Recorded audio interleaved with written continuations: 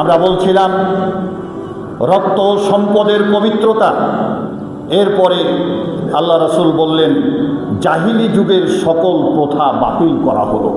তাহতা কাদামি, যে আরবিতে যেটা বললাম, রাসূল বললেন যে জাহিলি যুগের সব প্রথাকে আমি পদদলিত করলাম, পদপিষ্ট করলাম, পায়ের নিচে দাবিয়ে দিলাম। আজ থেকে কেউ আর এটি করতে পারবে না। জাহিলি যুগে কাবা ঘরেও এগুলো চলতো। কেমন? কাবা ঘরের যে খাদেম ছিল, সেই খাদেমের কাছে কয়েকটা তীর থাকতো, আর তীরে আরবিতে লেখা থাকতো নাম। আরবিতে নাম, বাংলা হলো হা, আর আরবিতে লা, বাংলা হলো না। তো কোনো বিষয়ে কোনো মানুষ কিছু করবে, ভাগ্য পরীক্ষা করতে হলে করবে কি করবে না, কি কুসংস্কার চলতো দেখেন। রাসূল এগুলোকে পদদলিত করলেন। তখন ধরেন সে যুগে নিয়ম ছিল 100 দিনার বা দিরহাম ওই কাবা ঘরের খাদেমকে যে দিলে ওই তীরের এর থেকে তীর বের করত।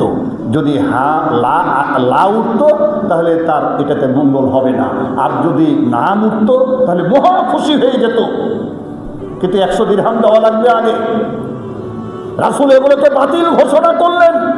আজকে যে কুসংস্কারগুলো মাজার দরগায় চলতে আছে, ইয়া আসমান হায় তেরা, এ জামিন হায় তেরি, পুরা কর দে আরজু মেরি, আয়ে বাবা খাজা আজ মিলি। আকাশের মালিক তুমি, জমিনের রাজা, মনের আশা পূর্ণ করো মঈনুদ্দিন খাজা। নাউজুবিল্লাহ, আস্তাগফিরুল্লাহ। রাসূল এগুলোকে পদদলিত করলেন। তাহলে এই যে সমাজে চালু আছে, ওটা কাবা ঘরেই ছিল। রাসূল বললেন আজ থেকে এগুলো চলবে না, কেননা মানুষের তাকদীর লেখা হয়েছে পৃথিবী সৃষ্টির 50,000 বছর আগে। হাদিস শুনেন, কাতাবাল্লাহু মাকাদিরাল খালায়েকে কাবলা আন ইয়াখলুকাস সামাওয়াতি ওয়াল আরদি বিখামসিনা আলফা সানাতিন ক্বালা ওয়া কানা আরশুহু আলাল মা। রাসূল বলছেন এই পৃথিবী সৃষ্টির 50,000 বছর পূর্বে মানুষের তাকদীর লেখা হয়েছে যখন আল্লাহর আরশ ছিল পানির উপরে, ওয়া কানা আরশুহু আলাল মা। আল্লাহর আরশটা পানির উপরে ছিল। সুতরাং যত রকমের কুসংস্কার দেখেন না, গলায় তাবিজ ঝুলায়, কবজ ঝুলায়। মান আল্লাকা তামিমাতান ফাকাদ আশরাকা। রাসূল বললেন কেউ যদি তার শরীরে তাবিজ কবজ বাঁধে, ঝোলায়, এটা শিরকের পাপ। এটা হেদাতি এলাকা থাকার কথা না, তারপরে কিছু বেদাতি লোক ঢুকে যায়। আমি বিনয়ের সাথে অনুরোধ করব, কারো সন্তান, কারো স্ত্রী, কারো ছেলে, কারো মেয়ে বা কারো গায়ে যদি থাকে খুলে ফেলবেন। রাসূল ওটাকে পার নিচে দাবিয়ে দিয়েছেন। এ কুসংস্কার। তাবিজের ক্ষমতা নাই, ক্ষমতা মহান আল্লাহর। আপনি সূরা ফাতিহা পড়ে আপনার গায়ে ফু দিবেন, আপনি সূরা ফালাক আর নাস পড়বেন, মুআওযাতাইন বলা হয় যেটাকে, 2 সূরা একসাথে পড়ে, সূরা ফালাক আর সূরা নাস। আপনি আয়াতুল কুরসি পড়বেন, আপনি ফু দেন, রোকায়া করেন, শরীয়তে জায়েজ আছে। কিন্তু ওই যে তাবিজে গিট দেওয়া, তাবিজ ঝোলা, কবজ ঝোলা, ইসলাম বলছে সে শিরকের পাপ করলো। আর ওমা ইউশরিক বিল্লাহ, আল্লাহ করে বলছেন যে শিরকের গুনাহ করে ফাকাদ হারামাল্লাহু আলাইহিল জান্নাহ, তার জন্য আল্লাহর জান্নাত হারাম। ওমা ওয়াহুন নার ওমা লিয-যালিমিনা মিন আনসার। তাহলে যত রকমের কুসংস্কার বলতে যেটা বোঝায়, ইসলামে কুশাইত বলে কিছু নাই। আমাদের সমাজে দেখেন না, রাস্তায় বের হলো, একটু ইট পাথরে উজট লেগেছে, উস্কা উজট যেটা বলেন আপনারা, যেটাতে বুঝেন, উজট লাগলে ভালো কাজে বাড়িয়েছিলাম, যাব না, এটা বাধা পড়ে গেল, পিছন থেকে কে একজন ডাকলো, সুতরাং এটাতে আর যাওয়া যাবে না। ইসলাম বলছে এগুলো কিচ্ছু নাই, এগুলো নাই। ইসলামে আছে বদনজর। ইসলামে বদনজরের কথা বলা হয়েছে। আল্লাহ রাসূল বলছেন বদনজর আছে। ছোট বাচ্চা, ঘোড়া, নতুন বাড়ি, এগুলোতে বদনজর লাগে। কি করবা? ওই যে সূরা ফালাক আর নাস আপনি নিজে পড়বেন, ওই হুজুর ডেকে নিয়ে সে পড়াতে হবে, ইসলাম সে কথা বলছে না। আপনি নিজে আমল করবেন। ইসলাম এমন কিছু নয় যে আপনি পারবেন না আর একজনকে ধার করে নিয়ে সে পড়াতে হবে। আপনি পারলে এটা সর্বোত্তম।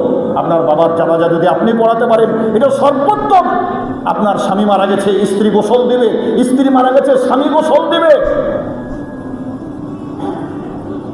1450 বছর আগে রাসূল ঘোষণা দিয়ে গেলেন, আয়েশা তুমি যদি আমার আগে মারা যাও, আমি নবী নিজের হাতে তোমাকে গোসল দেব, আমি তোমার পাশে দাঁড়াবো, আমি তোমাকে কাফন পরাবো, আমি তোমার কবরে রাখবো, আমি তোমার পাশে দাঁড়িয়ে থাকবো। ইয়া আয়েশা তো লাউ মুত্তা কাবলি ফাগাসালতুকে ওয়া কাফানতুকে ওয়া দাফানতুকে ওয়া কুনতু ইলাইক, এবং আমি তোমার পাশে দাঁড়াবো। আর আমাদের সমাজে প্রচলিত আছে যে স্বামী মারা গেলে স্ত্রীর সাথে সম্পর্ক টুটে গেল, নাউজুবিল্লাহ, আস্তাগফিরুল্লাহ। আচ্ছা, সম্পর্ক যদি টুটেই যায় তাহলে স্বামীর অংশ পাবে কেমন করে? স্ত্রী অংশ নেবে না? আল্লাহ রসুল বলছেন 1450 বছর আগে বিদায়ী হজের ভাষণে বললেন, আমি আসছি, আর একটা পয়েন্ট আছে মহিলাদের বিষয়ে, এইগুলো হারাম, এগুলো বর্জন করতে হবে। তাহলে সকল প্রকার জাহেলিয়াত বলতে যেটা বোঝায় কুসংস্কার, এটাকে রাসূল পদদলিত করেছেন, এটা নিষিদ্ধ, এটি হারাম। সম্মানিত উপস্থিতি, এরপরে প্রিয় নবী মুহাম্মদ রাসূলুল্লাহ সাল্লাল্লাহু আলাইহি ওয়াসাল্লাম বললেন সুদ প্রথা নিষিদ্ধ।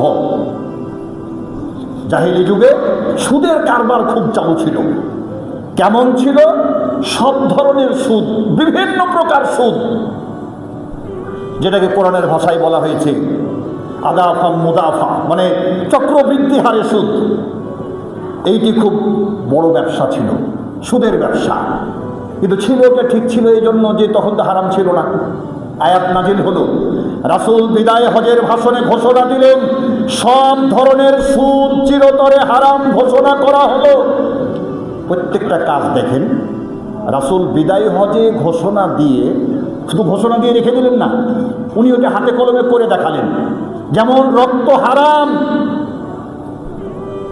রবিয়া বিন হারেস তার আত্মীয়, সুতরাং তাকে দিয়ে বললেন ছোট্ট বাচ্চাটা আমার বংশের মেরেছে, তার রক্ত আমি মাফ করে দিলাম। খালি বলে না, ওটা করে দেখালেন। উনি যখন সুদ হারাম ঘোষণা করলেন, হে লোক সকল, আজকের দিনে আমি আখেরি জামানার পয়গম্বর মুহাম্মদ রাসূলুল্লাহ সাল্লাল্লাহু আলাইহি ওয়াসাল্লাম ঘোষণা দিলাম সকল প্রকার সুদ হারাম।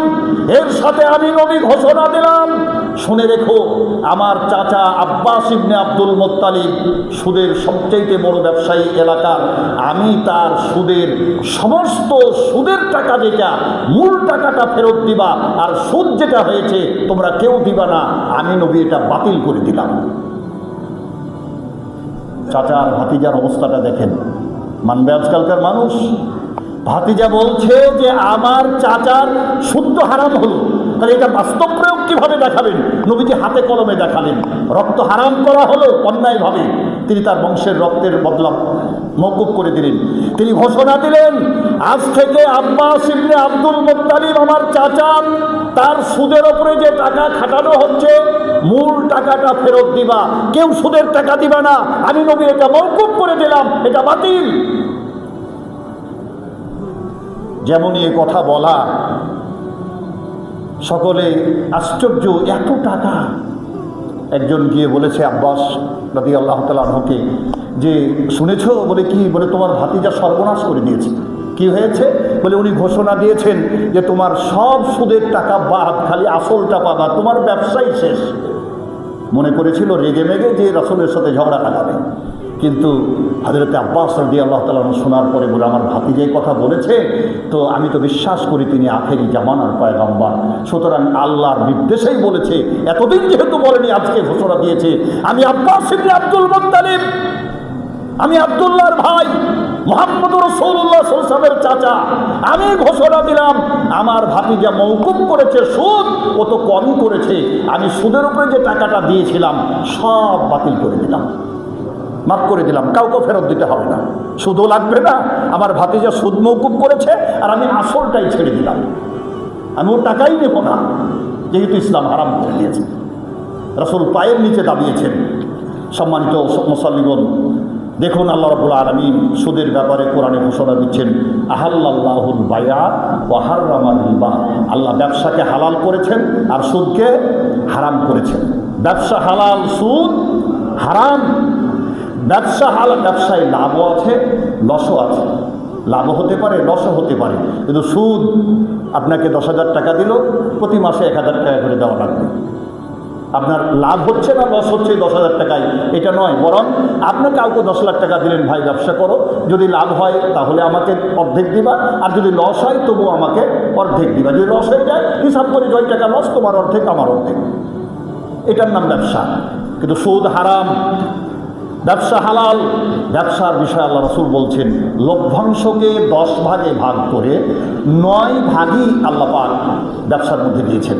সমস্ত সাহাবা আজমাইন আমবে একরাম তারা ব্যবসার সাথে জড়িত ছিলেন, ব্যবসা করতেন।